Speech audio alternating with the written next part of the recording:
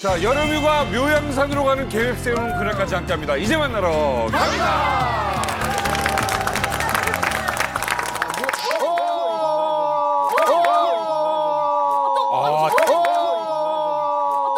이 소리. 방금 또? 진짜 하는 거 아니지? 또. 이거 녹화야 아니면 진짜야? 그거 난 이거 진짜. 나가야 되는 거 아니야 지금? 대퇴 되는 거 아니야? 대피해야지. 하시는 거 아니잖아. 이거 하는 거 아니야?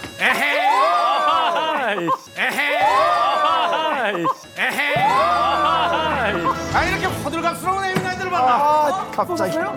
왔지. 적응이 안 돼, 적응. 아니 내가 그 반응이 얼마나 요란할지 궁금해서 기습적으로 한번 쏘아 올려봤더니 아니요 남조선에서 무슨 오발령이다 보다 뭐 지들끼리 싸우고 있질 않나 뭐. 아니 왜 이렇게 피곤하게 사는 겁니까?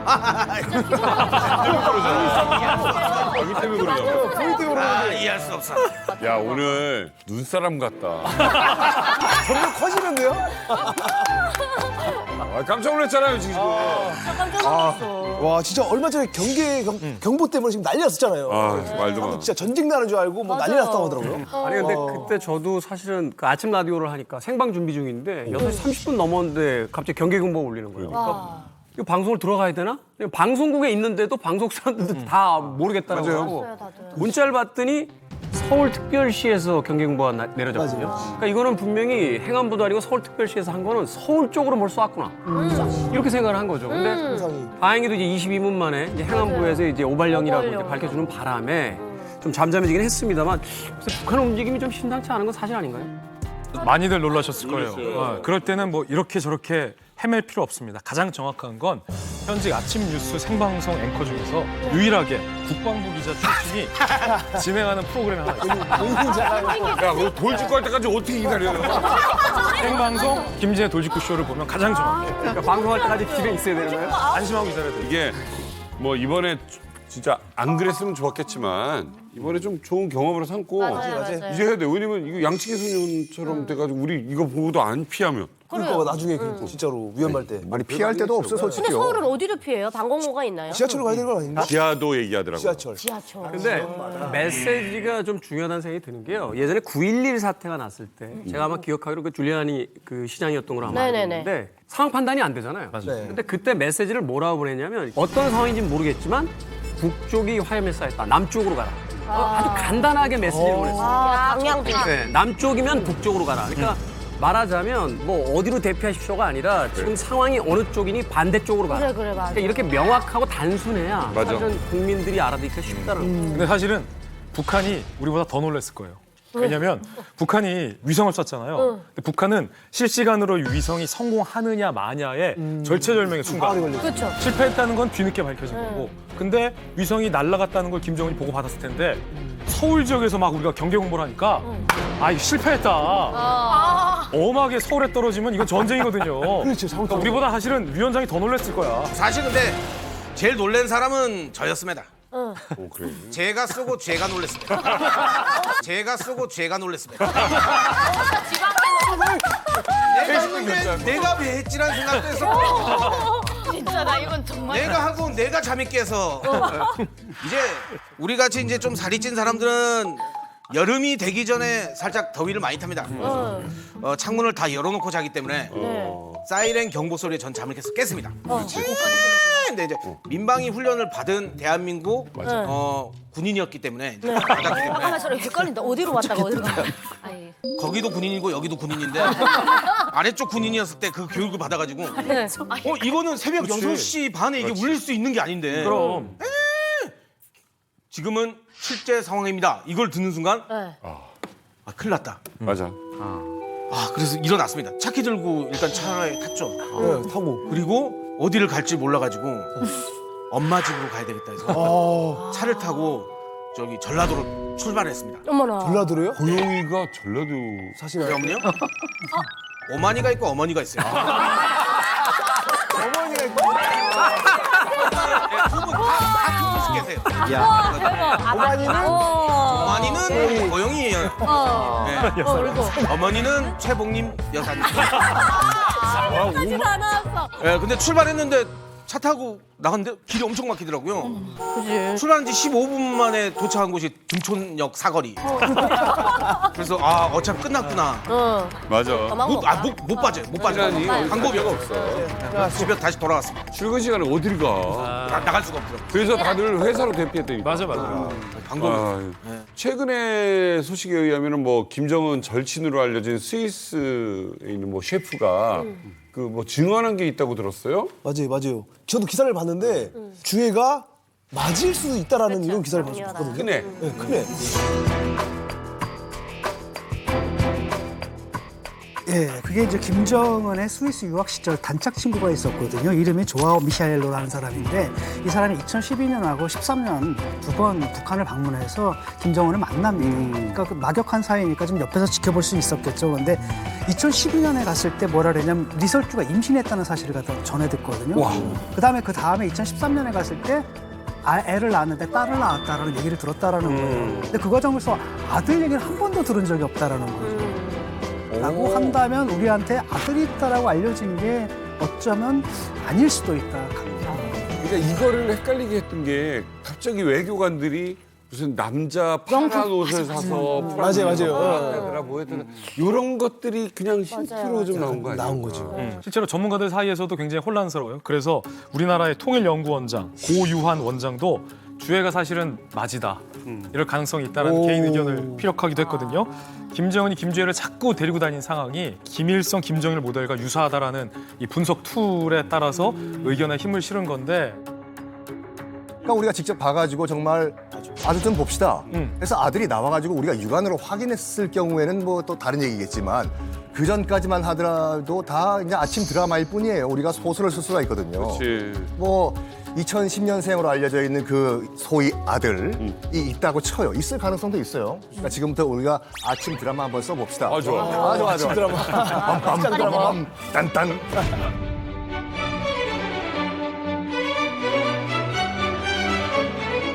자, 아들이 있다고 칩시다. 근데 우리가 선입견을 가질 수가 있어요. 그 아들 2010년생 그 아들이 이설주가 낳은 아들이라는 보장이 어디 있어요, 그게.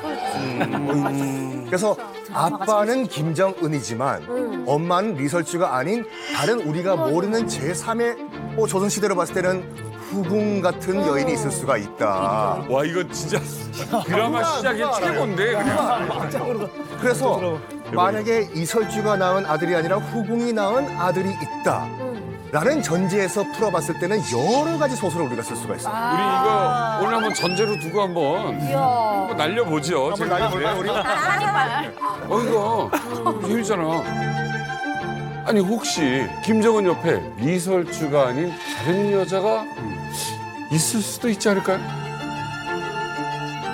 있을 것 같아요. 있을 수 있지 않나요? 이제 권력이라는 것은 그 속성이 독점한다는 거잖아요. 그런 것들을 혼자 모든 걸 다. 갖는다는 건데 당연히 이성도 거기 포함되지 않을까. 맞습니다. 그래서 이를 증빙하기 위해서 김정은의 여자들로 추정되는 여인들과 동문인 또 이만갑 식구들과 네.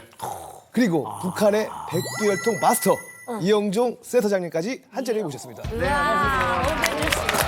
안방을 차지하려는 평양 로얄 패밀리 여인들 그들의 암투를 한번 파헤쳐보겠습니다. 이야, 멋있다. 말씀을 너무 잘해준 거야. 이야. 근데 우리 엄마가 요리하면서 선생님 나온 걸 본 거예요. 근데 야 이만갑 대단혀. 대단혀. 황교안 나왔더라. 황교안 나왔더라. 황교안이 됐어. 손님으로 예우를 살가 있어. 약간 이게 기분 좋아야 되네요. 이게 기분 나빠야 되지. 들어봤습니다.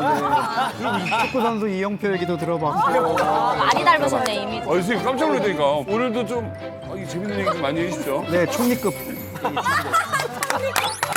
와 말씀 너무 자 그리고 평양에서 최고 엘리트 음대에서 성악을 전공한 우리 한서희 씨 모셨습니다. 반갑습니다.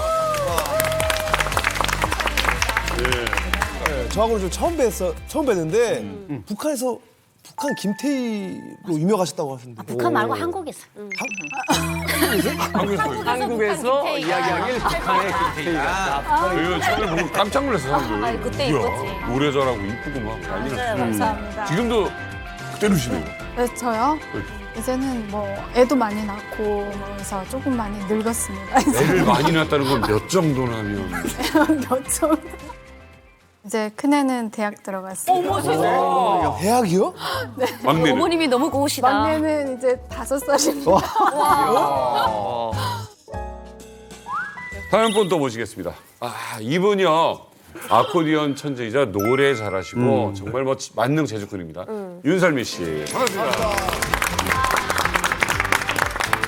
결혼하셨죠? 네, 그간 남조선 아새끼랑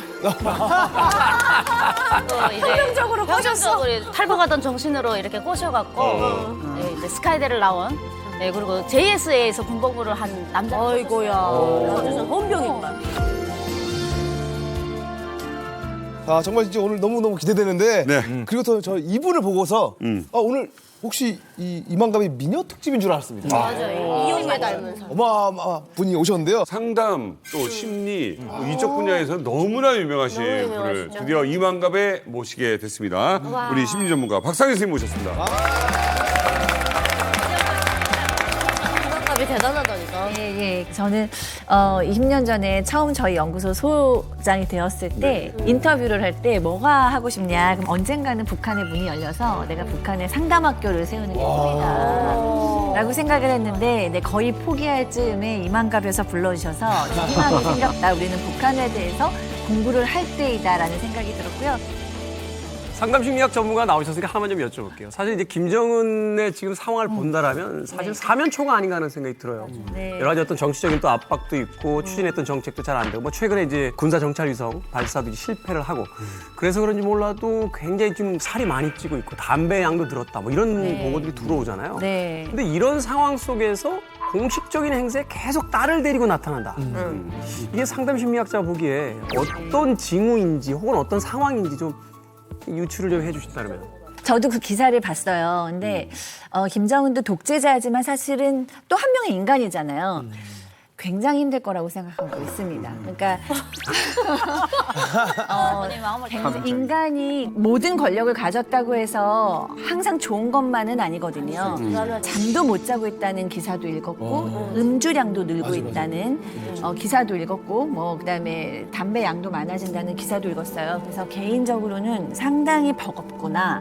정신 심리적으로도 상당히 빨간불이 켜졌겠구나라는 생각을 했고요. 그게 또 비만으로 이어졌을 것 같고 독재자들은 다 나르시스트들이죠. 이 나르시스트들의 특징은 모든 사람을 다 본인의 어떤 목적을 위해서 활용한다는 겁니다. 나쁘게 표현하면 착취하는 거죠. 그것은 가족도 뭐 예외는 아니에요. 그래서 그 딸도 물론 아버지의 마음으로 그 딸을 사랑하겠죠. 본인의 뭐 백두혈통이니까. 하지만 분명히 어떤 목적에 의해서 딸이 활용되는 부분이 있을 것이다 라는 생각이 들고 상담사로서는 10살 아이한테 그러면 안 되는데 라는 생각하고 있습니다. 그지 막 미사일 쏘고 뭐 이런데 이거 대량 살상무기잖아요. 그렇죠. 그런 거 보여주는 거고. 그러면 나오신 김에 좀 남한테 이렇게 싫은 소리 하기 싫잖아요. 좋게 보이고 싶고. 이렇게. 그렇죠. 근데 이렇게 진중권 교수님처럼 계속 누군가를 씹는 분들은 속으로는 외로움이 있을까요?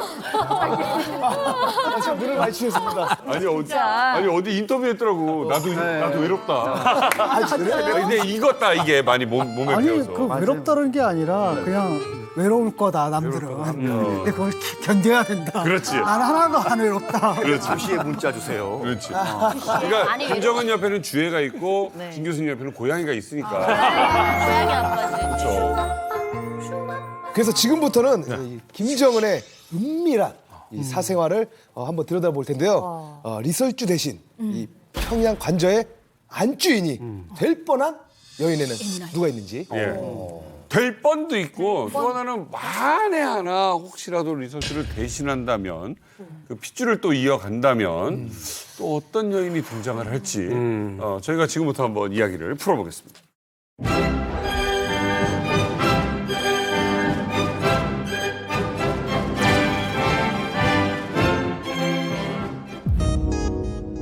네가 사는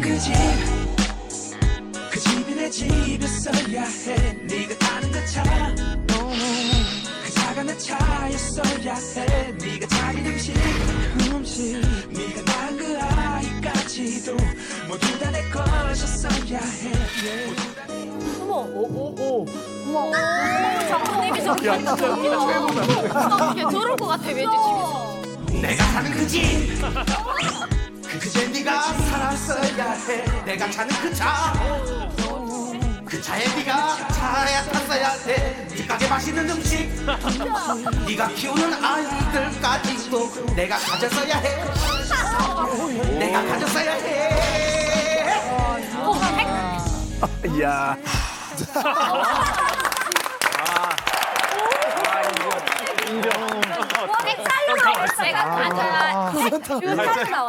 정말 위기가 많았습니다.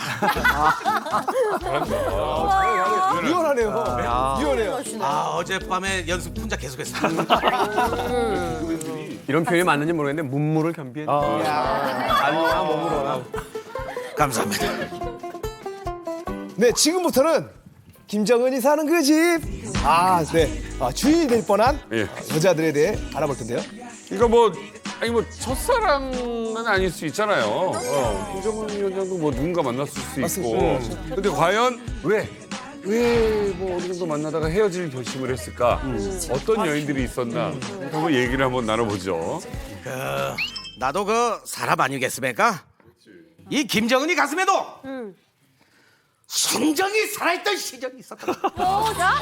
왜 울어? 당연하지. 못 잊으셨네. 정말 그 결혼까지 생각했던 여인이 있었습니다. 그래. 너무 슬프게 얘기했나? 너무 재밌습니다. 아니 애절했어. 너무 아니, 지금 사랑하는 것 같아.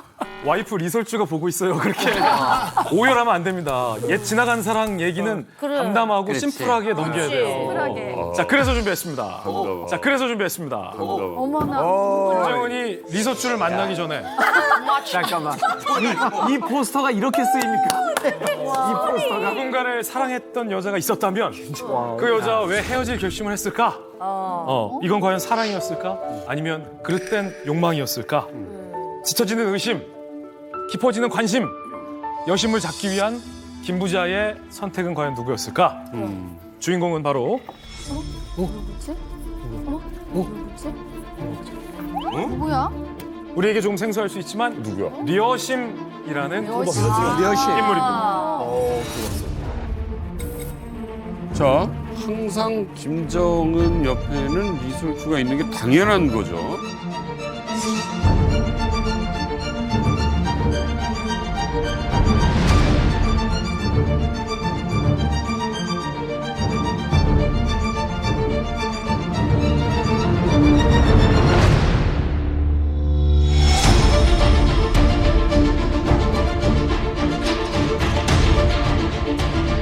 혼자 나왔었어. 쉽게. 그 싸울 수 있지 부부니까.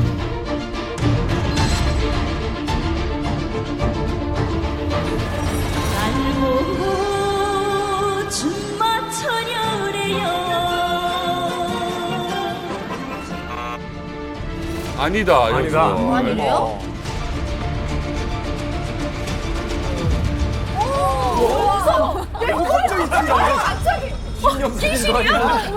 나 아까 사진은 박상희 선생님인 줄 알았어요. 너무 예쁜데?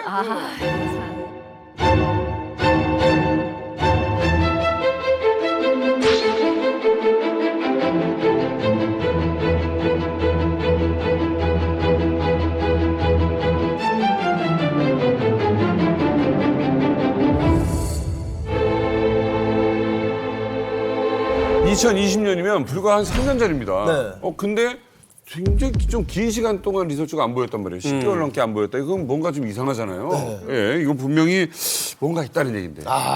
혹시 이 여심 때문에 부부싸움이라도 하지 않았을까? 근데 함경북도 간부들 사이에서는 이런 말이 돌았다고 합니다. 뭐냐면 려심이란 이름의 피아니스트가 있는데 김정은의 주택에 들어갔다. 야, 이거는 뭐 왕조 때에 뭐 누구누구 무슨 뭐 개똥이네 그 딸이 뭐 궁에 들어갔다. 이거는 뭐 이 궁녀든지 후궁이 됐다 이 말이거든요.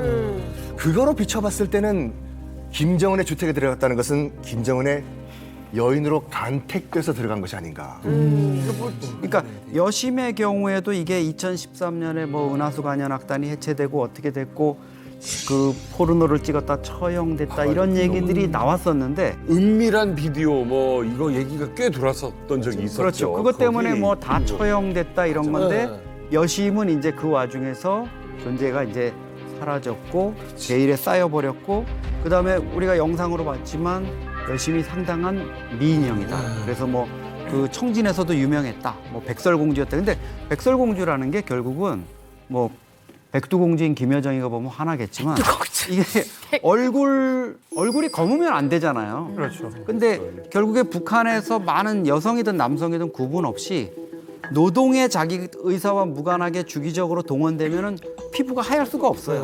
근데 적어도 이제 피부가 그렇고 뭐 피아니스트고 뭐 악기를 다루고 이런다면 청진에서도 그럭저럭 밥은 먹고 살았던 그런 집안의 여식인데 어떤 과정을 통해서 이제 간택이 된 거지. 그런데 이제 이것과는 별개로 요게 2020년에 접어들어서 리설주가 10개월 동안 안 보이니까 요것과 이게 맞물려져서 의혹이 이제 증폭된 건데 그 시기가 맞물려 버려. 사실 이제 북한을 취재하는 전문가들이나 정보당국에서는 2020년에 10개월 리설주가 안 보였던 건 또 다른 여자의 가능성이 아니라 자녀들의 교육 문제나 출산 문제로 사실은 리설주가 안 보였을 가능성이 크다라고는 사실은 보고 있어요.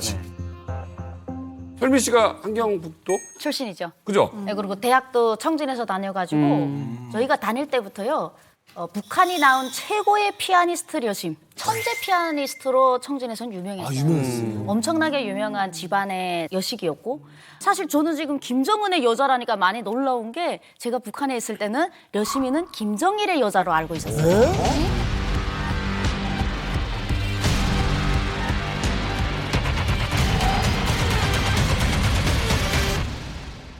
여심이는 언제 때부터 김정일이가 너무 사랑했냐면 이제 자기 스트레스를 받으면 피아노를 그렇게 김정일이 좋아했답니다. 그래서 현지 지도를 같이 데리고 다닐 정도인데 청진이나 함격도를 잘 안 와요. 절대로 안 왔어요. 근데 여심이가 저택에 들어간 다음부터 장군님께서 청진에 오셔.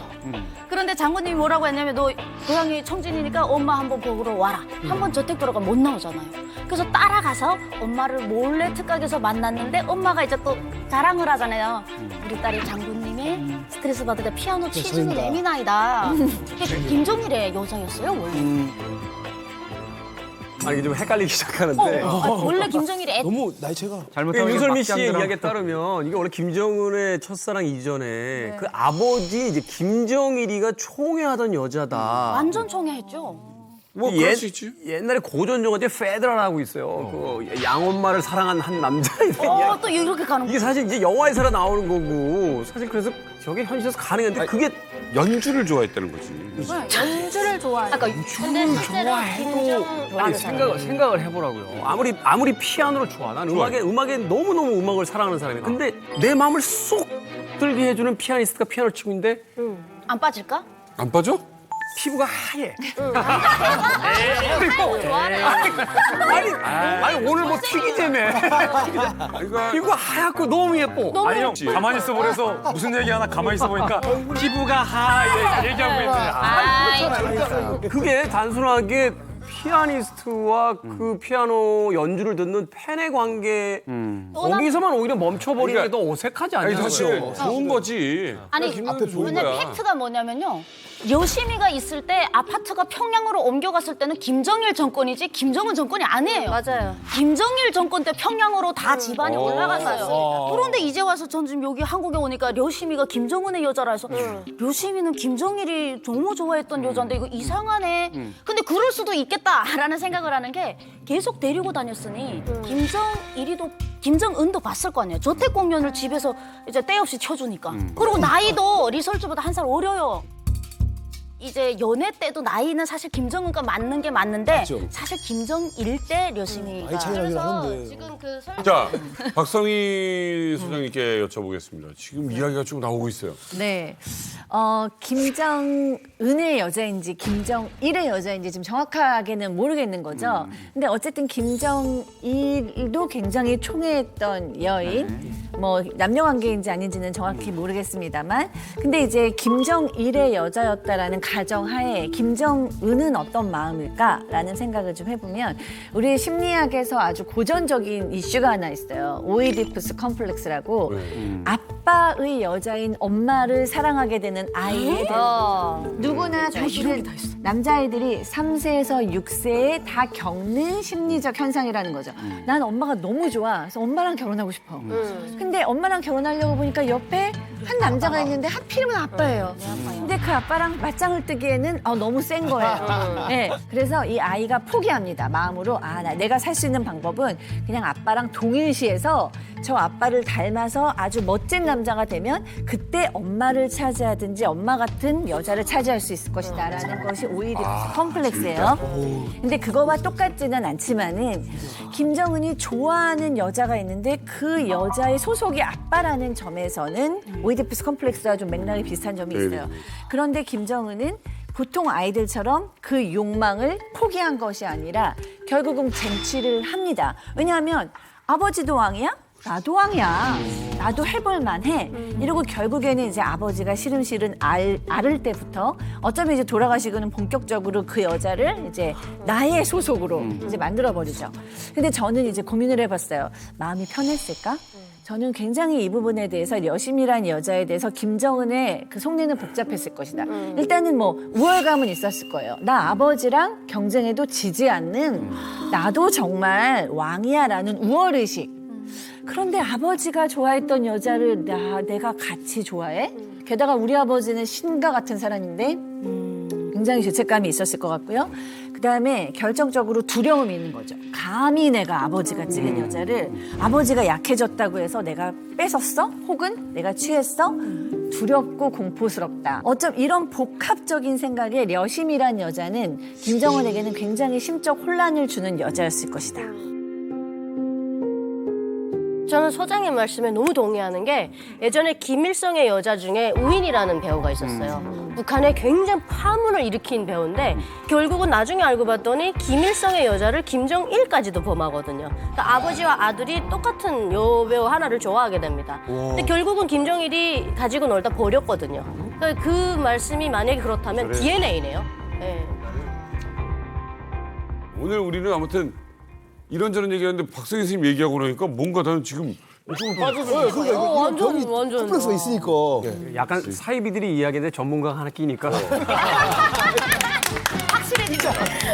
그거야. 그러니까 이게 외모도 외모인데 거기다 대고 피아니스트예요. 그렇죠. 그러니까 이게 좀 빠질 수 있는 분위기가 있잖아. 그러니까 이제 김정일에게 불려서 연주도 하고 김정은, 어린 김정은도 가서 연주를 자주 보더라. 그럼 왜 여심이 이 김부자의 눈에 쏙 들었는지 그거부터 좀 봐야 되잖아요. 출중한 피아노 실력은 분명해 보입니다. 고향에 있는 청진예술학원을 다녔는데 그때부터 눈에 띄어서 조선인민군 예술학원에 뽑혀서 올라가는 걸로 보여요. 그리고 승승장구하던 중에 어느 날부터인가 여심이 논란에 은하수 관현악단에 뽑혀서 그것도 피아니스트로 TV에 나오기까지 시작한 거죠. 수소 피아니스트. 이 여심이라는 인물을 좀 아는 사람들이 와서 이 영상을 보면서 지목한 거예요. 저 사람이 여심이다. 근데 제가 알기로는 리설주가 노래를 했잖아요. 가수였잖아요. 리설주가 노래할 때 뒤에서 반주도 했죠. 여심이. 예. 그래서 뭔가 리설주와도 출신 배경이 굉장히 좀 비슷하고 또 김정일, 김정은 부자가 워낙 이 아티스트 쪽을 총애하고 편애하니까 이런 의혹들이 많이 나오지 않았나. 선생님, 은하수 레벨이 어느 정도인 거예요, 북한에서? 은하수 관현악단은 그 중앙당급 간부 지도원 정도 되는 거죠. 그래요? 네, 그 중앙당에 있는 지도원은 간부가 되는 거거든요. 그러니까 중앙당 간부급이 되는 은하수보다 위에 밴드가 있어요? 없습니다. 그러니까 그러니까 이게 사실 이 여심이라는 친구가 지방 출신임에도 불구하고 평양에까지 올라가서 조선인민군 예술학원에 들어갔다는 자체도 굉장히 지방에서도 만만치 않은 권력과 또 재능과 뭐 여러 가지를 다 겸비한 친구인 거죠. 이 피아노를 한다는 자체가 일반 친구들이 할 수 있는 게 아니거든요. 서희 씨도 피아노 했잖아요. 저는 노래를 하니까 대학을 졸업할 때 피아노 연주를 해야만 졸업을 배우죠. 하니까 대학교 들어가면 배우죠. 하는데 이 친구는 피아노를 전공을 한 건데 피아노 전공은 정말 북한에서 아무나 하는 게 아니에요. 우리나라도 그렇죠. 맞아요. 네, 아코디언은 뭐 많이 하지만 피아노는 정말 드물거든요. 피아노 한다면 와 쟤네 좀 사네, 쟤네 뭐가 있네. 피아노가 얼마나 귀했으면 대학교 안에 2대밖에 없어요. 담당 교수님이 문을 잠궜다가 열어주면 들어가서 연습해야 돼요. 그 정도로 그 2개는 신처럼 모셔놓습니다.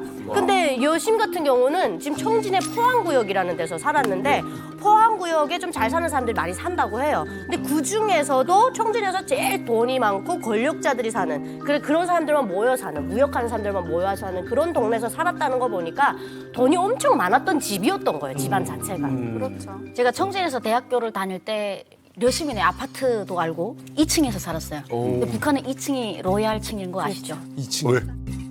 물을 다 길어 먹어야 되기 때문에. 근데 아파트 제일 높은 층수예요, 청진에서. 2층이. 네, 그래서 그때 당시 5만 불짜리 새 아파트가 나오기 전에는 제일 비싼 아파트.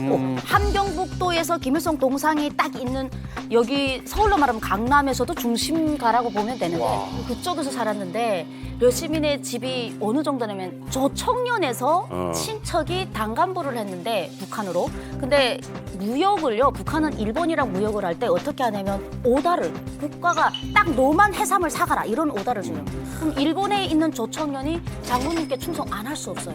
돈 그냥 버는 거고 엄청 싼 값에 가져오잖아요. 독점을 주니까. 그 독점을 주는 게 려시민의 친척이었답니다. 야. 그래서 달러를 달러엔 필요할 만큼 다 썼고요. 이 아이는 햇볕 제대로 받지도 않았어요. 개별 교사가 선생님 집에 와서 아이 때부터 천재 교육을 시켰고 실제적으로 너무너무 예쁘게 큰 공주죠. 리설주하고는 차원이 다르게 예쁘게 큰 애입니다. 제가 협주단에 있을 때도 저희 때는 이제 왕재산 경음악단이 은하수 관현악단급이었거든요. 왕재산. 네. 왕재산 유명했죠. 근데 그때 그 왕재산 경음악단에 전자기타 치는 언니가 이제 출산으로 들어가게 되고 그래서 김정일이가 우리가 소품조로 계속 들어갔으니까 야, 그 인민보안성협주단에 그 전자기타 치는 애 스타일 괜찮고 뭐 걔 좋더라. 이러니까 이 언니가 짚어진 거예요. 그냥 예. 그래서 그 안에 있는 친구들이 자기를 너무 부러워하더래요. 그렇지. 아니 근데 사실 이 여심이 김정은이랑 사귀었다는 뭐 어떤 증거나 뭐 이런 게 있나요? 그러니까 제가 봤을 때는 이 은하수 관현악단, 이 연산군이 이끌고 있었던 흥청이라는 단체와 거의 비슷한 것 같아요. 흥청? 흥청이 뭐냐면 이제 연산군이 흥청망청하는. 흥청망청 그 흥청이에요. 그 흥청. 전국에 있는 모든 예쁘고 노래 잘 부르고 춤 잘 추고 악기 잘 다루는 여인들 다 선발 납치를 해와요. 네. 총 10,000명을 납치해옵니다. 10,000명이요? 총 10,000명을 납치해옵니다. 10,000명이요? 10,000명. 그 당시 조선 인구에서. 네, 10,000명을 납치해와가지고 자기 앞에서 춤추고 노래하고 악기 연주하게 해요. 그러니까 그 중에서 이제 눈에 띄는 이제 또 흥청이 있을 거 아니에요. 그러면 그날 밤 이제 동침을 하는 겁니다. 뭔가 바뀌어요. 그러니까 흥청 대부분은 이제 약간 천민 출신들이 많았는데 지방 출신들이요. 연산군의 이제 승은을 받았다. 그러면은 갑자기 지방에 살고 있던 그 노모가 한양으로 올라와가지고 떵떵거리는 기와집을 또 하죠. 아, 그러면 북한이네 딱. 연산군도 직접 가가지고 장모님이란 소리까지 해요. 그리고 또 지방에서 또 살고 있던 오래비들. 내가 서울에 있는 누구누구 흥청 오래비야. 사또들 바짝 들입니다. 이야. 이래가지고 조선이 망한다니까요. 그래서 흥청 때문에 망했다. 흥청망청이에요. 똑같은 케이스가 물론 뭐 제가 그 여심이 이제 그 흥청이란 뭐 말은 안 하지만 은하수 관현악단 단원이 된 이후에 아버지가 이제 외화벌이를 하셨는데 다 당뇨병 때문에 약간 그 외화벌이를 못 해가지고 가세가 기울던 상태였어요. 북한은 아시다시피 이 거주 이전에 자유가 없잖아요. 네. 갑자기 아버지가 평양으로 이사를 가게 됩니다. 집을 또 얻었대. 뿐만 아니라 이 청진에 있던 일가 친척들 있잖아요. 아까 흥청이랑 똑같아요. 청진에 있던 일가 친척, 뭐 고모, 외숙모 등등등이 더 좋은 평수로 이사를 가게 돼요. 진짜로. 알아서. 그 지금 교수님 말씀하신 것 때문에 그때 이런 일이 막 일어나니까 북한의 간부들이 속이 꼬이는 거예요. 그러니까 이제 이런 얘기를 하는 거예요. 술자리에서. 야, 딴 거 필요 없어. 여심이 같은 딸 하나만 나면 돼. 딸을 낳을 거면 여심이 같은 딸을 낳아라가 간부들 안에서 그냥 온 집안을 그냥 얘기할 정도로. 온 집안을 다 일으키니까. 그 마음이.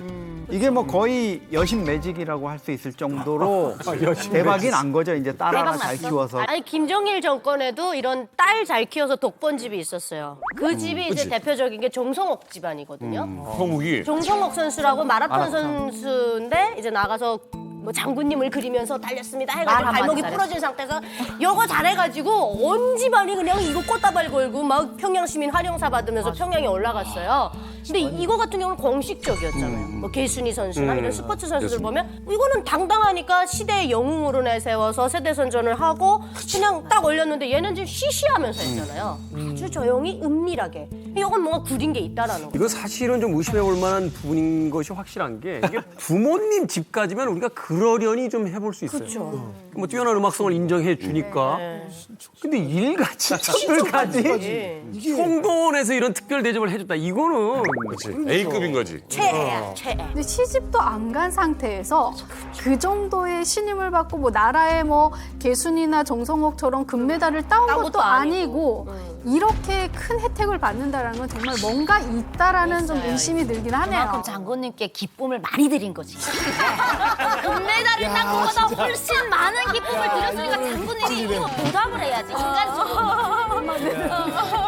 당연한 거 아니야? 세네. 아니 그거 기쁨을 많이 드리면 되는 거야. 우리라니까. 그냥 이 기쁨 들다고 북한에서 이게 되는 거 아니에요? 되는 거지, 되는 거지. 따지고 보면은 지금까지 뭐 이게 실제인지 저희들의 어떤 그 추측인지 모르겠습니다만 여러 가지 정황 증거상 그렇게 좋아했던 여인을 두고 같은 악단에 있던 리설주랑 이제 결혼한 거잖아요. 이게 이제 환승연애라고 하기에는 뭐가 좀 뭔가 다 또 다른 이유가 있지 않나 생각이 드는데. 부전자전? 아니면 그냥 김정은의 변심? 변심. 이 진정한 사랑은 말입니다. 영원히 자신을 성장시키는 경험이란 얘기가 있습니다. 그래서 계속 성장하고 네, 김정은이 아직도 성장하고 있습니다. 어느 쪽으로? 그건 모르지. 계속 지금 성장 중인 거죠. 옆으로 성장하냐? 어딘지 성장하면 되니까 사랑도 성장하고 몸도 성장하고 성장 중입니다. 아니 이렇게 보면 될 것 같아요. 이게 막 같은 은하수 관현악단 안에서 혹여 려심을 사랑했다면 왜 려심과 결혼 안 하고 왜 리설주랑 결혼하지? 이거잖아요. 그렇죠. 첫 번째 이유는 남녀지간의 일이기 때문에 싸우고 헤어졌을 수도 있는 거고 맞아. 두 사람 사이 일은 몰라요. 그냥 맞아요. 헤어질 수 있어요. 근데 그거보다 사실 우리가 흥미롭게 보는 건 왜 북한의 최고 권력이 여심이라는 사람을 선택하지 않고 리설주라는 사람을 선택했을까라는 시각으로 보는 게 조금 더 흥미롭고 합리적이겠죠.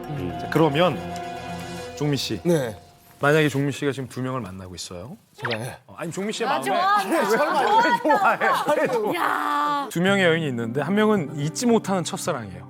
헤어졌는데 지금 만나는 여인이야. 그런데 둘 결혼할 때가 됐어요. 아버지는 빨리 결혼 안 해. 그럼 둘 중에 좀 고민되지 않겠어요? 너무 고민되죠. 자, 그게 려심과 리설주라면 이 둘의 차이는 뭐였을까?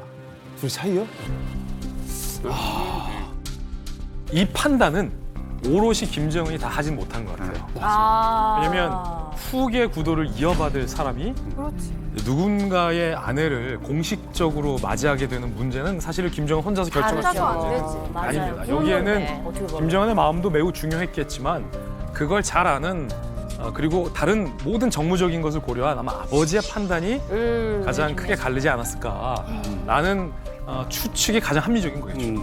맞아요. 김정일 입장에선 후계자로 자기 아들, 자기 명이 얼마 남지 않았다는 이런 직감을 가지고 27살 그 뭐 20대 어린 아들의 대피를 구하는 문제를 매우 신중하게 좀 생각을 했을 것 같아요. 근데 김정은이 사실 여심과 어떤 뭐 이 부분을 김정일이 허락하느냐 마느냐 이런 부분을 놓고만 생각해봐도 김정일 입장에서는 여심이 북한에서 좀 천대받는 째포라고 불리면서 하는 제일동포 가족이라는 게 조금 마음에 걸렸을 것 같아요. 왜냐하면 김정일 스스로도 제일동포 출신 고용일을 맞아가지고 28년간 살면서도 아버지 김일성한테 한 번도 인정을 못 받았잖아요. 철저하게 무시당한. 그리고 첫 번째 김정남도 마찬가지죠. 유부녀이고 결혼해가지고 이미 아이도 있었던 연상녀인 성혜림하고 결혼을 했는데 거기서 난 김정남도 또 인정을 못 받아서 출산을 하고도 뭐 봉화 질려서 뒷문으로 가가지고 치료를 받았다. 아이고야. 이런 얘기가 아들 나오는데 높여지고. 아버지 입장에서는 아들 녀석한테만은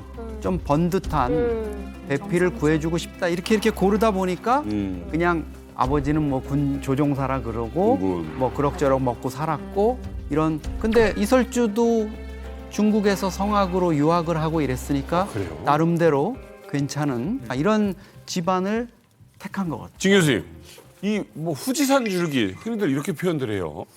북한이 사실상 약간 카스트 제도잖아요. 왕족이 있잖아요. 그 백제 혈통이 있고, 그 다음에 이제 그 귀족층이 있잖아요. 그게 이제 뭐 빨치산 혈통이 있고, 그다음에 일본 평민층들이 있고, 그 다음에 이른바 천민들이 있죠. 이제 반동인데 제포가 아마도 그 네 번째 부류에 들어간 것 같아요. 진짜 반동이라기보다도 잠재적 반동. 왜냐하면 자본주의의 물을 먹은 사람들, 그것도 이 제국주의 일본의 물을 먹은 그 사람들. 그러니까 그렇게 취급받고 있거든요. 그래서 뭐 말씀하신 것처럼 아니 저 엄마도 째포에다가 막 부인까지 째포다 그러면 이건 좀 아니지 않나? 근데 뭐 주변에서 제가 이제 그 마마보이들을 많이 봤어요. 근데 마마보이 같은 경우에는 자기 엄마와 닮은 여자에 집착을 많이 해요. 그러니까 자기 엄마와 닮은 여자와 사귀고 엄마와 닮은 여자와 결혼을 하려고 해요. 비슷해. 그건 엄마가 바빠서 엄마한테 많이 안 맞은 아들들의 특징이에요. 그렇지, 맞아요.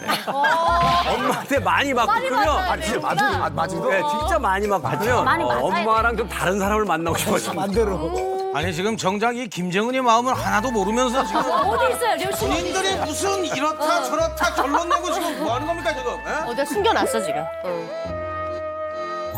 그럼 김정은이 첫사랑이 실패한 건가요? 완벽하게 이별했다고 볼 수 있나요? 왜냐면 아니요, 미설주가 저는 이별 안 한 것 같아요. 실제로 2019년도에 그 청진에서 탈북하신 분의 증언에 따르면 그 아까 선물 아파트로 친가들 그 친척들 다 갔잖아요. 아직도 거기 잘 살고 있답니다. 만약에 열심히 자기 역할을 잘 못했다거나 어떤 뭐 김정은의 심기를 건드렸다거나 이렇게 됐으면 어디로 뭐 아우지로 그렇죠. 보냈을지 했겠죠. 최소한 내보내기라도 했어요. 그렇죠. 근데 지금 현재까지 친척들이 있는 거 봐서는 정말 예. 열심은 지금 어느 뭐 관저에 있을 것 같아요.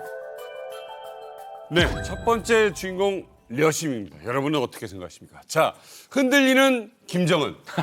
그 마음속에 헤어진 결심을 또 하게 만든 두 번째 여인은 누굽니까? 아니 갈 때라니 그 내 마음이 얼마나 우직한데 그러니까 그렇게 많아요. 내 그 여자를 대할 때는 항상 그 진심입니다.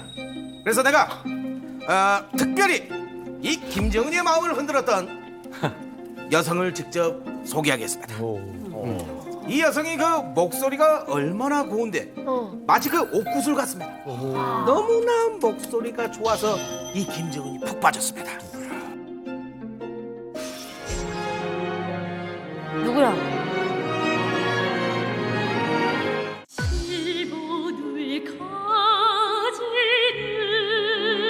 잘한다. 또 이렇게 이쁠까?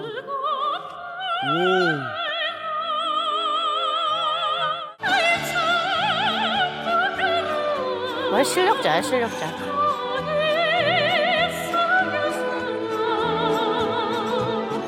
어쩐지 그 이름 어쩐지 그 이름 엄청 잘하네요. 아 맞아. 야, 이거 파격적이었어. 이거.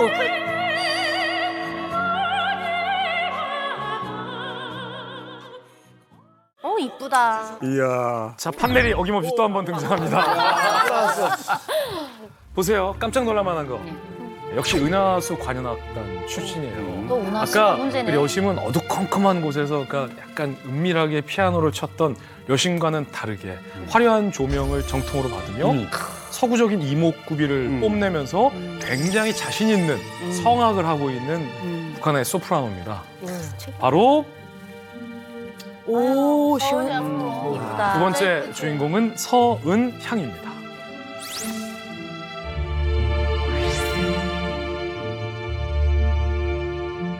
저기 너무 잘 어울리는데. 아니, 근데- 잘 어울리는데. 아니 그 영상 보니까 어떻습니까? 예뻐요. 내가 그냥 빠짐하지 않습니까? 목소리가 아주 그냥 얼마나 좋은데 맞아요. 아직도 좋아하네. 아직도 좋아하네. 내가 은양이를 사랑하는 게 나쁜 맹가? 아니 나빠요. 아니 뭐가 패러디를 잘못했어. 그렇게 하면 어떡해요? 어떻게? 나 이 입술이 짧아야지, 혀가. 내가 은영이를 좋아하는 게 그렇게 나쁩니까? 이렇게 돼요. 그게 아니라 나쁩니까? 그러네였어요. 상대입니다. 상해. 예. 그 중간 어디쯤에 있겠네요. 아니 근데 저는 서은양의 노래 처음 들었는데 예. 오 굉장히 매력적인데. 아, 진짜 잘하시네. 아, 사실은 서은양은 네. 원래 유명했어요. 북한을 대표하는 소프라노는 서은양이었어요. 옛날에도 서은양이었고 지금도 서은양입니다. 북한판 조수미라고 사실은 불릴 정도고 심지어 우리 대한민국에서도 서은양의 외모와 서은양의 이 노래를 좋아하는 팬층이 있을 정도로 매우 알려진 인물입니다. 아니 예. 종민 씨 아까 노래 들으면서 뭐라고 탁 날카롭게 아, 하시던데. 고음 쪽에서 잠깐 살짝 음정이 좀 불안한.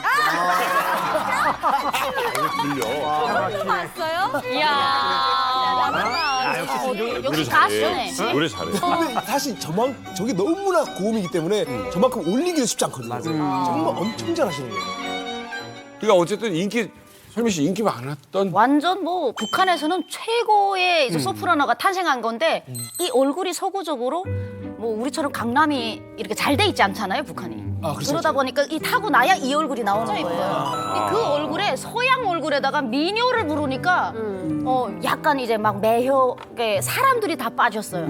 그래서 어떻게 됐냐면 그때 당시 북한은 다 개별 교사로 아이들을 공부시키는데 열심히 피아노 막 이래 갔다가 서은양 갈아타는 거예요. 그래서 선생님이 없었어요. 하이 소프라노를 가르치는 선생님들에게 아이들이 줄을 설 만큼. 그래서 전공이 다 바뀔 만큼 북한 전역의 예술 전공을 바꾼 그런 바람을 일으킨 예민아이죠. 아니 이렇게 보니까 주제창법 그런 거 안 하네요? 찾아온 날에 혁명의 진리를 알려고 찾아온 날에 일본을 가지는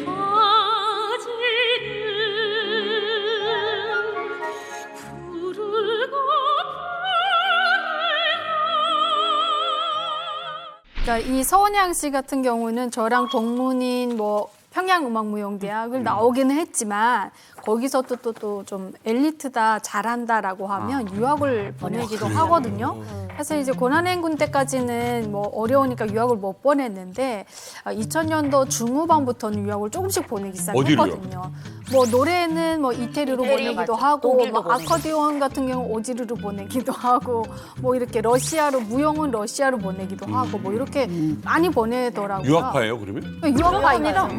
창법이죠. 서은양은 유학파인 거죠. 그래서 지금 아까 그 소프라노를 불렀을 때 좀 북한의 창법과는 다르게 소리를 되게 유연하게 내고 있거든요. 북한은 이제 좀 노래한다면 막 고음으로 이렇게 혁명적으로 하지. 이렇게 콕콕 찌르는 예를 들어서 발음을 조금만 들려주시면. 예를 들어서. 예를 들어 서은양이 불렀던 꽃늪가라는 노래가 있는데 이것도 발음들이 되게 어렵거든요. 진달래 붉게 피는 맑은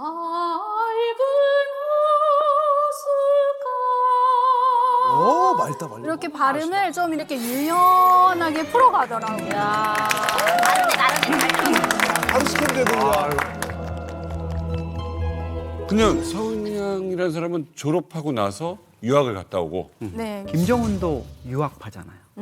스위스에서 조기 유학을 했는데 되게 그게 1996년부터 한 2000년까지로 이렇게 한 4년 정도인데 그때가 12살에서 16살이에요. 그런데 김정은의 그 스위스 유학 생활 중에 외롭고 이랬던 상황에서 16살, 17대 가지고 들어온 북한은 아마 형인 김정철하고 같이 이제 공연이라든가 이런 거 보고 같이 돌아다니고 황태자로서 이렇게 하면서 악단이나 이런 데들 가가지고 보다가 김정은은 서은양하고 84년생 동갑이에요. 그러니까 이설주는 이제 5살 더 이상 아래고 그러니까 아마 그때 자기 또래인 서은양의 어떤 그 모습들 이런 것들을 느꼈을 거고 특히 김정은이 20살 되던 2004년에 엄마인 고용이가 암으로 죽잖아요. 20살 어린 나이에. 그러니까 스위스 유학하면서도 엄마를 못 봤고 들어와서 잠깐 봤는데 엄마는 계속 아팠고 외국에서 그렇게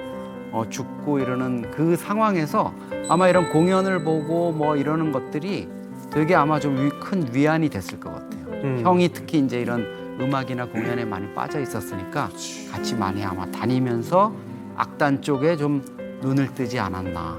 그때 서은양이 어떤 뭔가 와서 꽂히지 않았을까. 일리 있어. 동갑이야? 친구네. 동갑이죠. 저는 서은양이 김정은한테 상당히 매력적으로 어필됐을 거라고 생각이 들어요. 왜냐하면 여자도 마찬가지입니다만 성공한 남자들이 뭐 맨 처음에는 돈도 없고 뭐 권력도 없고 이럴 수 있지만 그러다 보면 또 이제 한 스텝 나아가는 게 예술이거든요.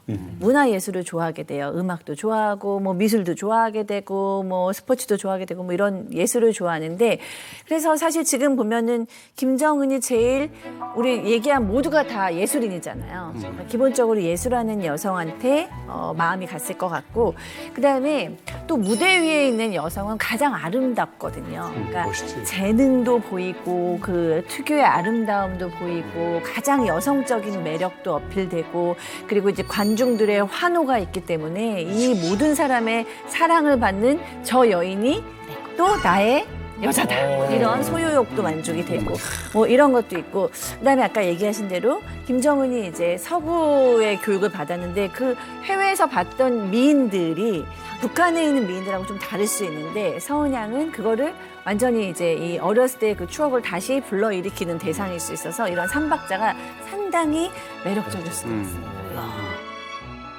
저는 사실은 그 이설주의 음악은 좀 들어봤거든요.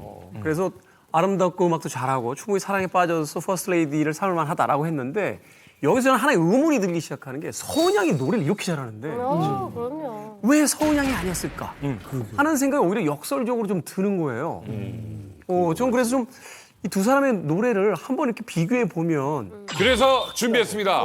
서은양과 리설주 과연 노래는 어떻게 다를까요? 비교처럼 극과 극. 야 진짜 오랜만이야. 진짜 오랜만이다. 와. 잘했다. 서은양, 리설주 비교처럼 극과 극. 지켜주신 이훈의 불길 이 땅을 또다시 별을 오른다 지던 길들의 청춘의 열정 후방적으로 떨치는 길에 아 이게 알토야? 시원하다. 우리의 젊음은 지솟는 불길 폭풍으로 두렵지 않다 도세차게 타오르라 무릎구나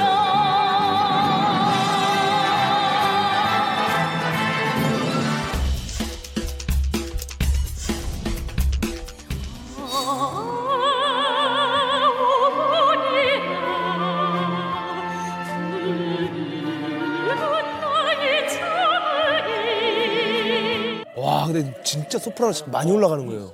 경이롭다 진짜.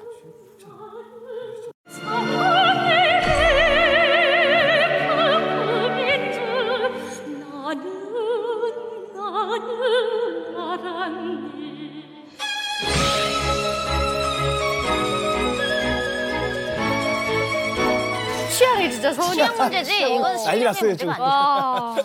노래를 하는 사람 입장에서 봤을 때는 어때요? 네. 어쨌든 전문적인 느낌은 서은양이 훨씬 더 나고 지금 서은양 노래가 다 보면 북한 노래들로만 나오지만 내부적으로 김정은 앞에서 부를 때는 북한 노래를 안 영곡을 부르거든요. 다 저 유명한 뭐 오페라 곡이라든가 어설레미오 이런 이런 거 것들을 부르기 때문에 북한의 일반 가수들이 이설주도 부를 수 없는 노래들이거든요. 거기에서 김정은이가 더 반하지 않았을까. 아, 이 세계적인 이런 노래를 내가 이 자리에서 이렇게 훌륭한 가수 앞에서 듣다니 이게 좀 더 매력 포인트가 됐을 거라는 생각이 들어요. 저희들 이렇게 보기에는 리설주보다는 서은양 쪽이 훨씬 더 퍼스트 레이디의 어떤 이미지라든지 국제적인 어떤 감각이라든지 훨씬 더 뛰어났을 것 같아요. 아니 실제로 그래서 북한의 그 대학생들 중에서 서은양이나 리설주에 대한 소문을 아는 사람들은 왜 서은양이 아니고 리설주니?라고 그들도 엄청 당황했대요. 그런 소문이 나왔던 이유는 첫 번째 이유는 그거예요. 그 서은양이라는 사람은 사실은 김정은과의 애인 상대기보다는 당대 북한의 이 성악계를 대표하는 간판 스타로서 김 부자가 키워줬던 거고 김정은이 서은양과 연애 감정을 가졌다? 글쎄요. 저는 조금 갸우뚱할 수 있어요. 그런데 이제 리설주 같은 경우는 보시면 김정은이 만들었던 은하수 관현악단 결단의 주인공은 사실은 서은양이 아니라 리설주였어요. 그러니까 그 이전부터 리설주에 대한 김정은의 개인적인 마음이 있을 수 있을 것 같고 혹자 전문가들은 아까 이런 말도 해요. 김일성의 부인인 김정숙과 리설주가 닮았다라고 하는데 제가 볼 때는 별로 안 닮았어요. 저희가 봐도 안 닮았어요. 요 설은 조금 설득력이 좀 떨어지는 것 같아요. 그러니까 무언가 개인적인 취향이 달랐다 이거죠. 그러니까 우리가 지금 그 김정은의 여자들 얘기를 하고 지금 이설주와의 결혼 얘기도 하지만 사실 가장 파악하기 어렵고 힘든 부분이 결혼 부분이에요.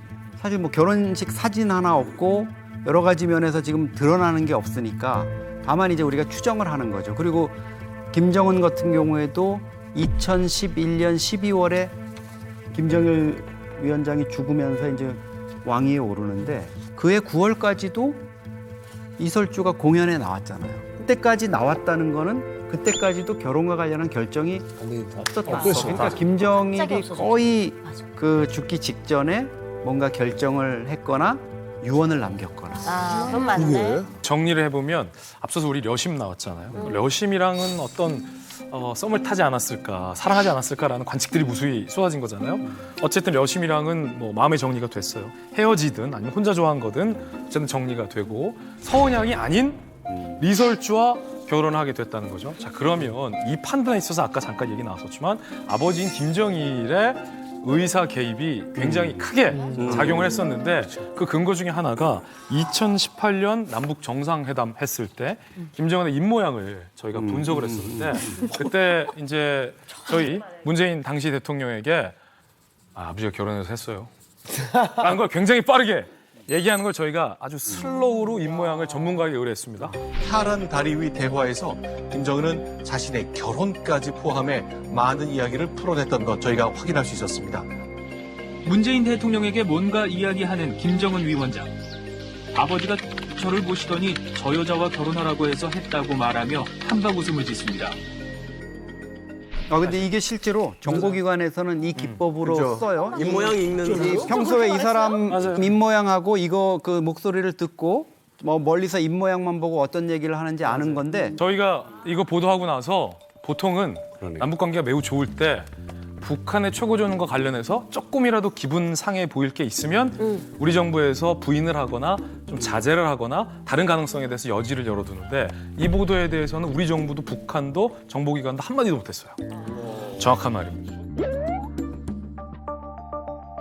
특히 이제 특히 독재 국가에서 정통성이 없는 독재자 같은 경우는 제일 중요한 게 뭐냐면 내 선대의 지도자의 그런 그 영광의 밑에 들어가려고 해요. 그렇죠. 대표적인 게 그거잖아요. 스탈린.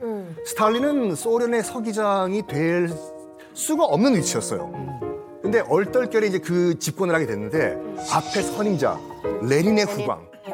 레닌이라는 신이 나를 인정해줬다 해서 사방천지에 레닌 초상화와 동상을 만들었지 않습니까?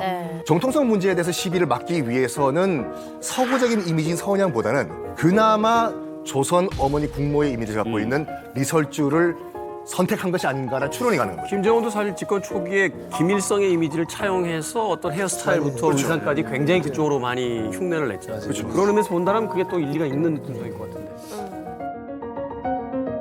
좀 궁금한 게 있는데 지금 이거 다 가정의 상황이잖아요. 그죠. 첫 번째 려심이라는 사람을 좋아했다. 두 번째 서은양이라는 사람을 좋아했다. 근데 정작 결혼 리설주랑 했다. 아까 본 것처럼 아버지가 정해주셨고 나는 믿었다. 라고 한다면 내가 선택한 건 아니다라는 게 함축되어 있잖아요. 근데 만약에 그런 상황 속에서 뭐 결혼해야 되니까 했을 때 김정은의 심리는 어땠을까? 저는 일단은 그 말이 김정은한테는 그냥 거역할 수조차 없었대. 그건 정해진 운명이다. 왜 리설주냐? 아버지가 시켜서. 더 이상 우리가 왜 리설주였을까라는 얘기를 할 필요가 없을 정도로 정확한 답이라고 생각해요. 본인의 후계 교도로 정할 수 있고 생사 여탈권을 가지고 있는 존재가 너 저 여자랑 결혼해 라고 얘기했는데 거기에 어떻게 토를 달 것이며 어떻게 보면 그 여자가 조선 국모의 이미지도 가지고 있고 키도 적당하고 무대 위에서 매력적이고 또 만약에 연애까지 한 상태라면 좋아하는 마음도 있고 김정은으로서는 거절할 이유가 안 한다고 할 이유가 없다. 저 상담하다 보면 많은 남자분들한테 어떻게 결혼을 하셨어요? 그러면 어쩌다 부모님한테 걸렸는데 아버님들이 야 너 당장 결혼해 이래가지고 했다는 사람 너무 많아요. 근데 그게 꼭 나쁜 걸로 들리는 게 아니라 네. 내가 판단에 가장 좋은 그런 얘기예요. 그렇죠. 부모님 보시기엔 가장 며느리감으로 아이 엄마감으로 그다음에 내 아들의 부인감으로 좋은 여자한테 너 결혼해. 저 여자 정말 좋다. 이런 의미잖아요. 그러니까 확 그랬을 때는 안 할 이유가 이제 없다라고 생각이 들어요. 근데 다만 아버지가 결혼을 시켜서라는 말 안에는 오늘 우리가 얘기하는 다른 여자를 만날 수도 있는 많은 그 가능성과 뉘앙스가 들어가 있다. 가득했네. 아버지가 시켜서 결혼했으니까 나는 또 사랑은 또 다른 데서 할 수도 있다. 왕이잖아요. 네. 권력자들을 보면은 왜 이렇게 여자 관계가 좀 복잡한 건가요? 이렇게? 대부분의 이 독재자와 권력자들의 최종 목표는 권력이 아니에요. 그 권력을 왜 잡냐? 바로 돈과 특히 여성을 내 것으로 만들기 위해서. 그래가지고 이런 말이 있다니까요. 세상은 남자가 지배하지만 그 남자는 여자가 지배한다. 그건 맞지. 북한에서도 그런 얘기해요. 베갯머리 정치라고 있지 않습니까? 근데 우리가 남성을 대표하는 권력자라고 할 때 징기스칸으로 우리가 생각할 수 있지 않습니까? 징기스칸이 유라시아 대륙을 다 정복한 이유가 뭐냐면 여인들을 취하기 위해서였어요. 징기스칸이 공식적으로 부인이 500명이에요. 한 명도 힘든데? 그렇죠. 정복을 할 때마다 현지의 여인들을 다 취했어요. 그래서 한 10년 전인가 한번 이 유라시아 대륙에 있는 남성들 DNA를 검사를 해보니까 무려 2천만 명에서 5천만 명이 다 거슬러 올라가니까 아버지가 징기스칸. 어떡해. 김정은 같은 경우에는 젊을 때부터 형이랑 이렇게 많이 어울려 다니면서 주로 고려 호텔이나 이런 호텔 같은 데서 많이 놀았죠. 고려 호텔. 김정은, 김정철 같은 경우에는 왜 그럼 특각이나 이런 데도 안 했을까? 뭐 그런 데는 사실 보면은 다 아버지의 이 감시 안에 있는 거예요. 거기 입구만 막으면 다 체크가 되는 거고 어느 특각에서 오늘 어느 연회가 열린다는 거는 뭐 보나마나 그 라인 통해서 다 보고가 될 거고 그리고 그런데 아들 세대들은요. 아버지가 가서 놓으신데 안 가죠. 맞아. 세대 차이가 있지. 맞아. 자, 리설주가 이제 어쨌든 결혼을 했습니다. 자, 그런데 이게 그냥 끝나지 않고 뭔가 하나 또 이 새끼를 칠 수가 있죠. 그러니까 이 결혼 전에는 거듭말했지만 김정은이 누굴 만났는지는 사실 중요치 않아요. 근데 이런 의혹들의 시선이 스물스물 김정은의 결혼 이후에도 제기되는 거죠. 더군다나 김정은이 뭐 다 가졌는데 리설주만 바라보고 살 것 같지는 않네. 안 하죠, 절대. 라는 의심과 의혹을 받고 있는 여성들이 또 있습니다. 네. 그래서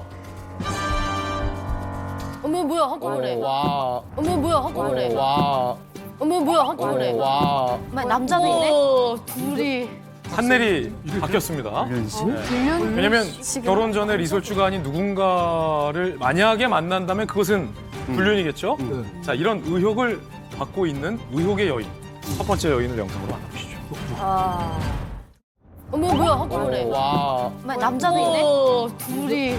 판넬이 바뀌었습니다. 왜냐면 결혼 전에 리설주가 아닌 누군가를 만약에 만난다면 그것은 불륜이겠죠? 자, 이런 의혹을 받고 있는 의혹의 여인. 첫 번째 여인을 영상으로 만나보시죠.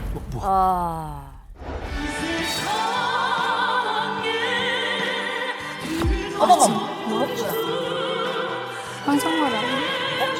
김옥주. 오, 되게 잘한다. 와, 심지.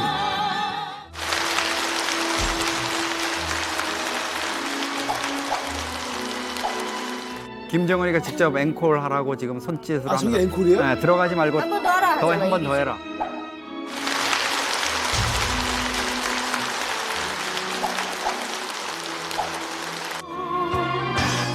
김옥주만을 위한 신곡 뮤직비디오를 제작을 했어요.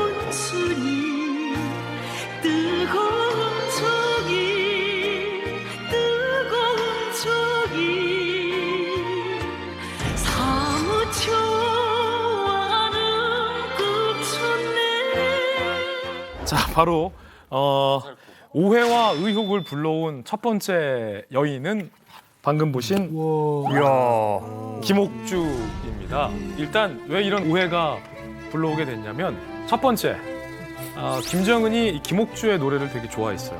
그 김옥주가 사실 북한 인민들의 사랑을 받고 있는 것 또한 사실입니다. 맞아요. 저게 앵콜이 언제 나왔냐면 2021년 광명성절 기념음악회 당시 김옥주가 친근한 이름이라는 노래를 불렀는데 우리가 듣기에도 잘 불렀어요. 그러니까 노래를 마치고 들어가려고 하니까 김정은이 옆에 이제 리설주가 있는데 한 번 더 하라고 앵콜. 해서 앵콜을 했어요. 그런데 여기서 끝난 게 아니에요. 두 번째 노래가 끝나자 김정은이 한 번 더 하라고 해서 세 번 한 공연에서 같은 노래 친근한 이름이라는 노래를 3번이나 불렀어요. 그 노래를? 그 노래를. 무슨 노래를?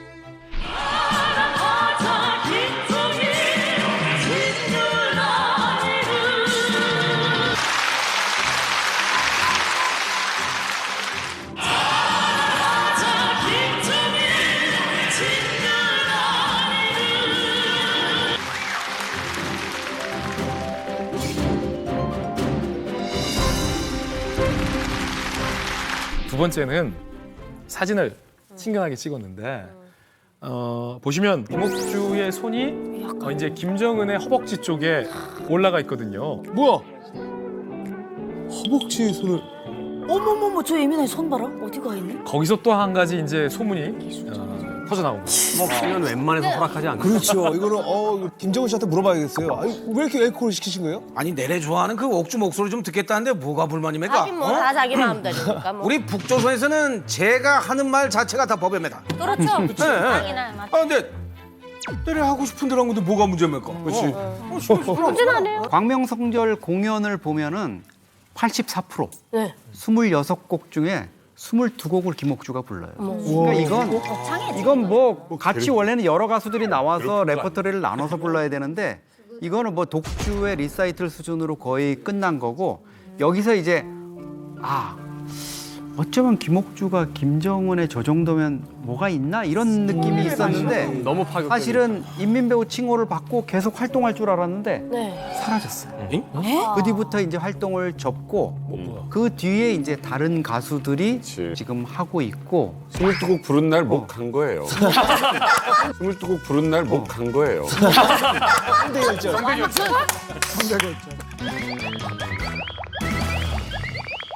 박사님 선생님 어떻게 보십니까? 저는 일단 바람기 많은 남자들이 어떤 성향을 갖고 있냐라고 심리적으로 좀 보면 두 개인데 하나는 뭔가 모성애가 굉장히 부족한 거예요. 너무 어렸을 때부터 엄마의 사랑을 받고 싶었는데 그 사랑에 결핍이 있어. 그래서 마음이 뻥 뚫려 있어. 그래서 그게 막 채워져야 되는데 지금 아내나 지금 연인이나 그 누가 그걸 다 채워주지 않는 것 같아요. 그래서 두 번째 어떤 여자한테 가서 그걸 채우려고 그래. 안 채워져. 세 번째, 네 번째. 평생을 그 애정 결핍으로 찾아다니는 타입이 하나가 있어요. 굉장히 많아요. 그다음에 두 번째 타입은 아버지로부터 학습해. 어렸을 때부터 아버지가 많은 여자들을 만나고 바람을 피웠는데 그거에 대해서 당당해. 죄책감을 느끼지 않거나 뭐 그럴 수도 있지. 그러면 이 아들들은 어렸을 때부터 이게 밖에서 윤리적으로는 잘못된 거라고 하는데 우리 집에서는 그게 용납됐는데 자기가 성인이 되거나 결혼하면 아버지가 했는데 나도 뭐 이런 생각이 들 수 있어요. 근데 그 세 개를 다 가지고 있어. 왕이지 모성결핍이지 아버지로부터 학습했지. 그러니까 사실은 웬만하면 이 여자들을 좋아할 가능성이 전 있다. 아까 영상 보니까 뮤직비디오도 무슨 김옥주만 계속 주구장창 나오고 뭐 헌정 뮤직비디오도 아니고. 그러니까 이것도 사실 김정은이 뭐 시킨 거겠죠? 근데 사실 그냥 배우로 좋아한다고 하기는 너무 파격적이에요. 근데 이거를 김정은 지시 안 하고 이런 뮤직비디오를 만들 수가 없어요. 북한은 1인 영웅주의 나오면 안 돼요. 누군가 떠 있으면 안 되거든요. 근데 그걸 직접 지시를 하고 그리고 현대적으로 만들었어요. 제가 봤을 때는. 요거는 김정은의 사심이 들어가도 너무 들어간 게 아닐까. 그냥 좋아하는 게 아니고 그러니까 사랑을 넘어선 차원이 아닌가 싶어요. 김옥주라는 가수는 우리한테도 익숙해요. 생각해보면 2018년 2월 평창 올림픽 때 삼지연 관현악단이 내려옵니다. 그래서 합동 공연을 해요. 이 목숨 바쳐서도 이 나라 살리는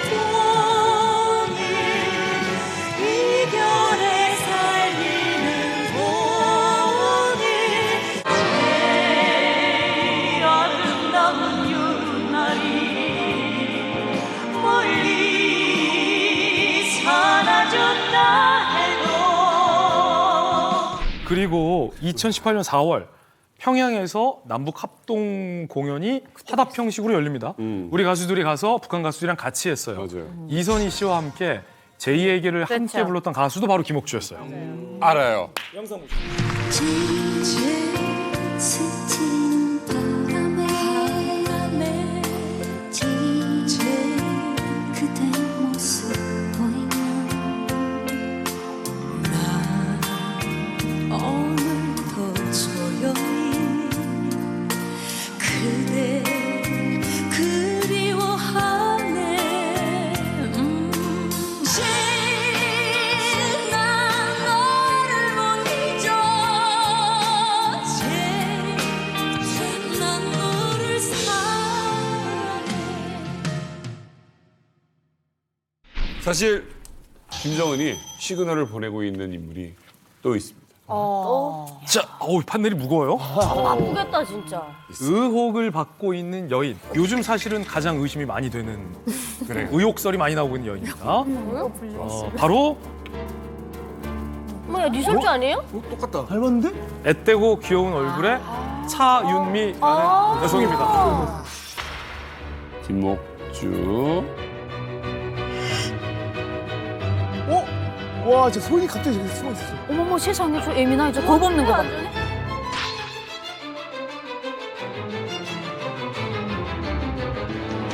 나의 어머니 청춘 시절 해주와 하성에서 흘러온 내 리설주랑 같은 톤이야. 같은 정도야. 그러네 목소리가. 닮았다. 진짜. 주변 우리 기우품 그곳에 우리 못 잊어. 우리 어머니처럼 자식 많은 어머니 어디 있던가. 어머니의 품에서만 살고 싶어라. 그 사랑 우린 못 잊어. 배는 옥주 언니 차지지만 손은 내 차지야 뭐 이런. 야심이 있네. 야망이 보통이 아니네. 일단 차윤미가 누구냐? 국무위원회 연주단 소속입니다. 국무위원회 연주단에 들어갔다는 것은 북한이 밀어주고 있는 대세 가수라는 거죠. 그리고 김옥주보다 어려요. 그리고 앳되고 더 귀여운 동글동글한 외모를 갖고 있습니다. 공교롭게도 김옥주와 달리 이 차윤미는 마치 리설주가 전성기 때 굉장히 저음으로 노래를 간드러지게 불렀던 창법과 굉장히 흡사하다는 분석도 나오고 있어요.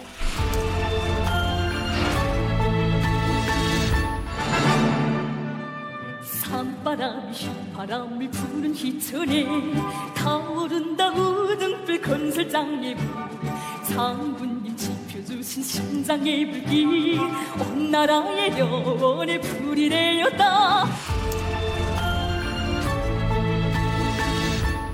가슴 속에 숨긴 뜻도 헤아려주네. 그 사랑 그다지 깊은 줄 내 미처 몰랐네. 그리고 문제는 이 사진. 김정은에게 기댄 여인이 김옥주였다면 김정은의 손을 뺨에 갖다 댄 여인은 바로 이 차윤미이거든요. 심상치는 않아 보여서 소문이 또 무성하게 차윤미에 대해서 나와요. 그런데 발칙하네? 발칙해 야심이. 라는 시선을 받고 있는 또 하나의 장면이 있습니다. 뭐냐면 부인인 리설주가 있는데 리설주의 옆에서도 김정은의 팔짱을 낀 영상도 포착이 됐습니다.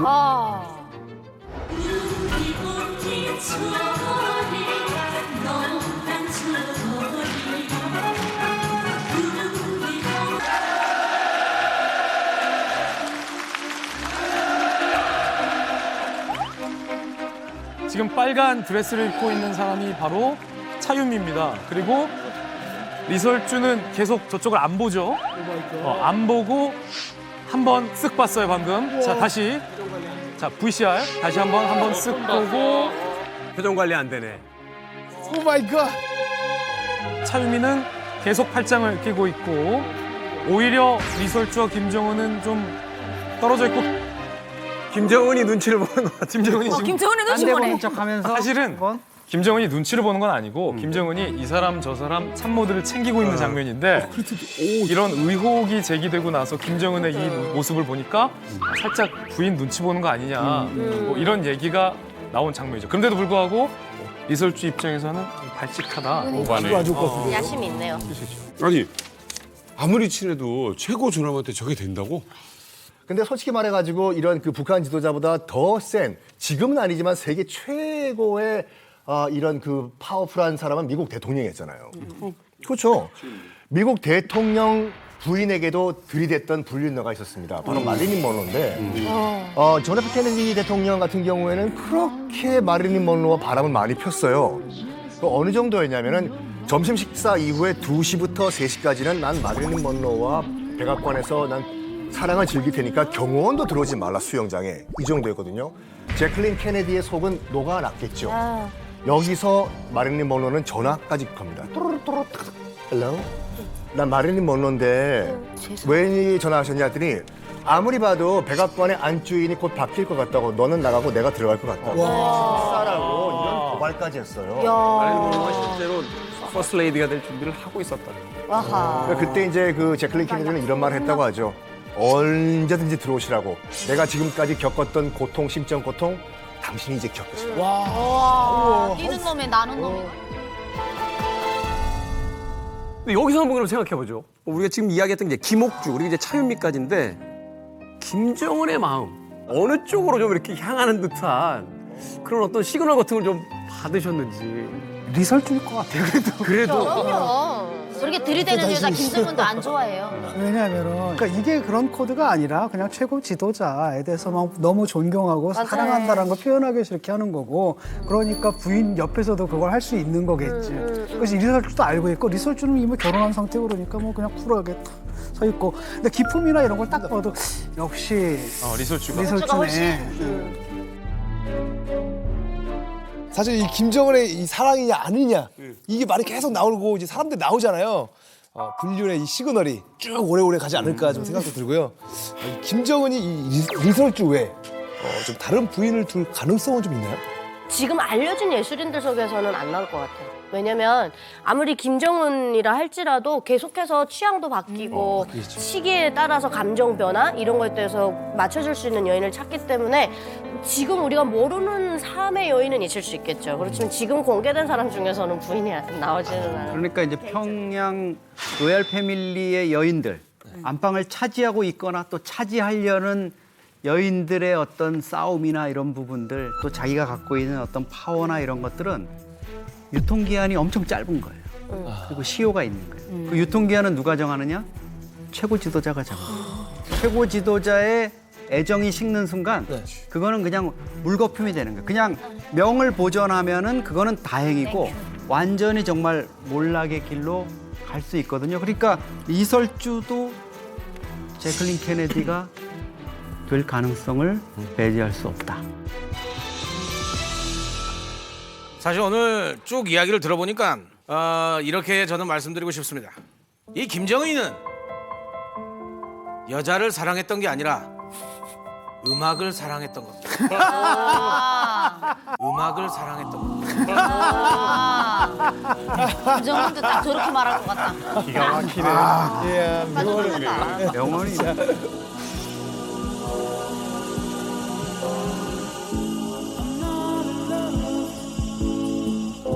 So don't forget it. It's just a silly phase I'm going through. I'm not in love, no,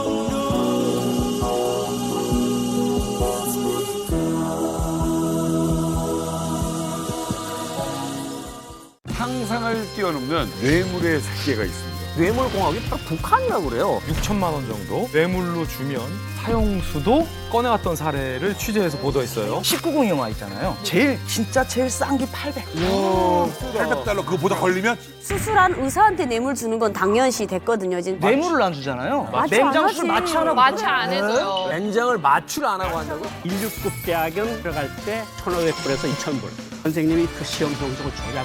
많은 뇌물 받았어요. 가전제품, 식량, 옷. 그 중에서도 제일 큰 선물. 뭐예요? 집. 집이요? 채널 A